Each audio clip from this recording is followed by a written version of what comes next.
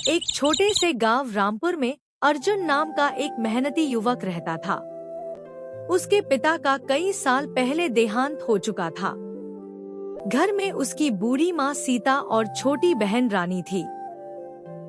परिवार की आर्थिक हालत इतनी खराब थी कि कई बार उन्हें एक समय का खाना भी मुश्किल से मिलता था।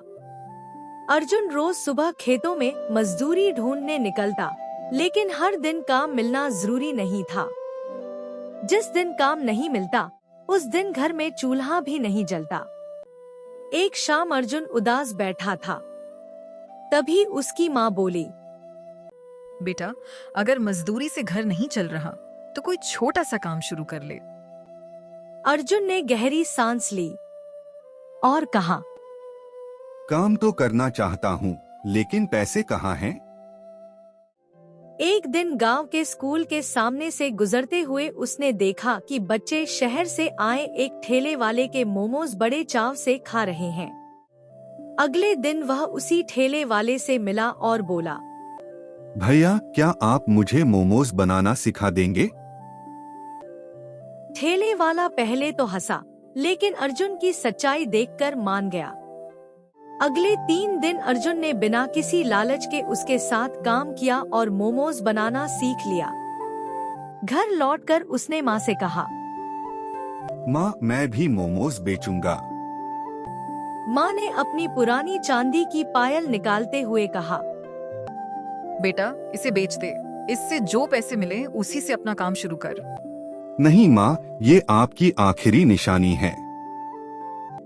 माँ ने मुस्कुराते हुए कहा, मेरे लिए गहने नहीं, तुम्हारी मेहनत सबसे बड़ी दौलत है। अगले दिन अर्जुन ने मोमोज बनाने के लिए सभी जरूरी सामान जैसे बर्तन और मैदा खरीदे।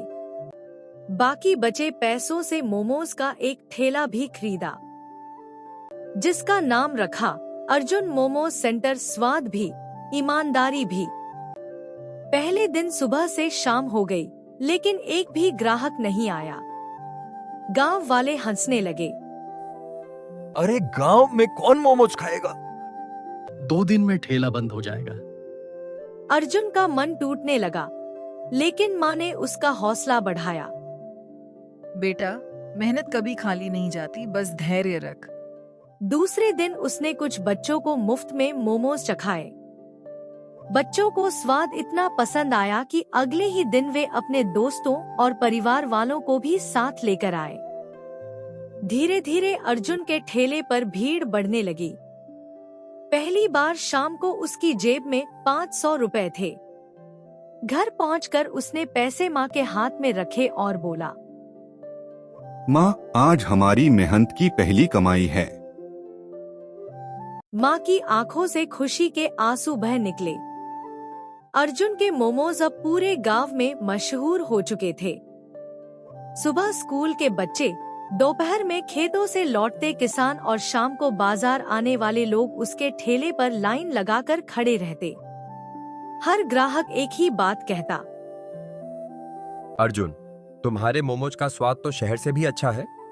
अर्जुन मुस्कुराकर कहता, भैया, स्वाद से पहले मैं साफ सफाई का ध्यान रखता हूँ। यही मेरी असली कमाई है। धीरे धीरे उसकी रोज की कमाई बढ़ने लगी।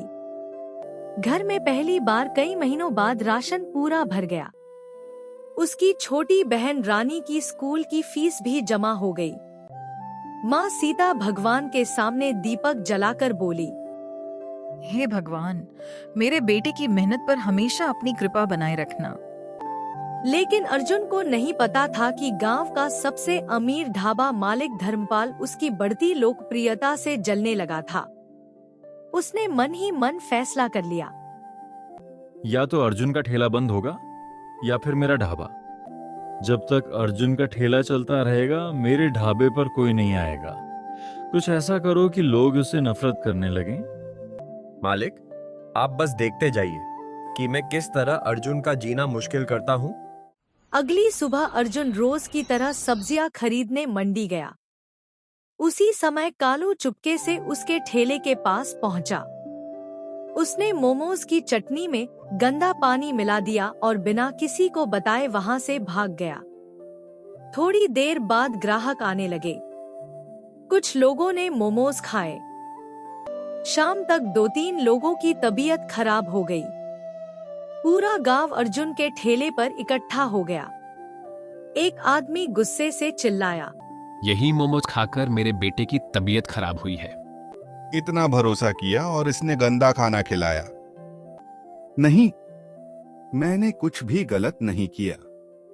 मैं हमेशा साफ खाना बनाता हूँ। अर्जुन कहता रहा कि उसने कुछ नहीं किया, लेकिन कोई उसकी बात सुनने को तैयार नहीं था। गुस्से में कुछ लोगों ने उसका ठेला उलट दिया। सारे मोमोज मिट्टी में गिर गए। अर्जुन घुटनों के बल बैठ गया। उसकी आंखों से आंसू बहने लगे। उसने खुद को पहली बार बेबस और लाचार महसूस किया।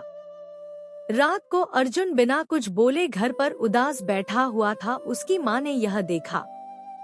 माँ ने पूछा, क्या हुआ बेटा, तुम इतने उदास क्यों बैठे हो?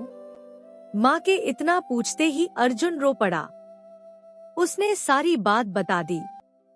माँ ने उसकी सारी बातें सुनकर प्यार से कहा, जिसने मेहनत से कमाया है, भगवान उसका साथ कभी नहीं छोड़ते। सच एक दिन सबके सामने आएगा। लेकिन अर्जुन का हौसला टूट चुका था। माँ, शायद किस्मत नहीं चाहती कि मैं आगे बढ़ूं। माँ ने दृढ़ आवाज में कहा, हार वही मानता है जो खुद पर भरोसा छोड़ देता है। तू कल फिर ठेला लगाएगा। माँ की बातें सुनकर अर्जुन को थोड़ी हिम्मत मिली। अगली सुबह अर्जुन उदास मन से ठेला साफ कर रहा था। तभी गांव में नई आई एक शिक्षिका नंदिनी वहां पहुंची। उन्होंने पूरी घटना सुनी थी। नंदिनी बोली, मैंने बच्चों से तुम्हारे बारे में बहुत अच्छी बातें सुनी हैं। मुझे नहीं लगता तुम ऐसा कर सकते हो। लेकिन मैं क्या करूं, पूरा गांव मुझे ही गलत समझ रहा है। नंदिनी ने मुस्कुराते हुए कहा, सच छुप सकता है, हार नहीं सकता। हम असली दोषी को ढूंढेंगे। दूर खड़ा एक स्कूल का बच्चा उनकी सारी बातें सुन रहा था। वह बच्चा डरते डरते उनके पास आया और बोला, दीदी, वो मैंने कल एक आदमी को अर्जुन भैया की चटनी में कुछ मिलाते देखा था। नंदिनी और अर्जुन उसकी बातें सुनकर चौंक गए। बेटा, क्या तुम्हें पता है वो कौन था? सोनू ने धीरे से जवाब दिया, वो धर्मपाल के ढाबे में काम करने वाला कालू था। अर्जुन की आंखों में उम्मीद की एक नई किरण जाग उठी। अब सच सामने लाने की शुरुआत हो चुकी थी। सोनू की बात सुनकर अर्जुन और नंदिनी को यकीन हो गया कि उसके साथ बहुत बड़ी साजिश हुई है। लेकिन सिर्फ किसी की बात से धर्मपाल को दोषी नहीं ठहराया जा सकता था। उन्हें सबूत चाहिए था। अर्जुन सच की सबसे बड़ी ताकत सबूत होता है। हमें ऐसा सबूत चाहिए जिसे पूरा गांव देख सके। अर्जुन ने सिर हिलाया। मैं हर हाल में अपनी ईमानदारी साबित करूंगा। अगले दिन अर्जुन ने फिर से अपना ठेला लगाया। इस बार उसने ठेले के पास अपने पुराने मोबाइल का कैमरा चालू करके छिपा दिया। उधर धर्मपाल ने कालू से कहा, आज फिर वही काम करना। इस बार अर्जुन हमेशा के लिए बदनाम हो जाएगा। कालू रात होने का इंतजार करने लगा। जब अर्जुन कुछ देर के लिए पानी लेने गया, तभी कालू धीरे धीरे ठेले के पास पहुंचा। उसने जैसे ही चटनी में कुछ मिलाने के लिए हाथ बढ़ाया, मोबाइल कैमरे ने सब कुछ रिकॉर्ड कर लिया। उसी समय नंदिनी और सोनू वहां पहुंच गए। रुको कालू, अब तुम्हारी चोरी कैमरे में कैद हो चुकी है। कालू घबरा गया और भागने लगा, लेकिन गांव के कुछ युवकों ने उसे पकड़ लिया। अगली सुबह पंचायत बुलाई गई। पूरा गांव चौपाल में इकट्ठा था।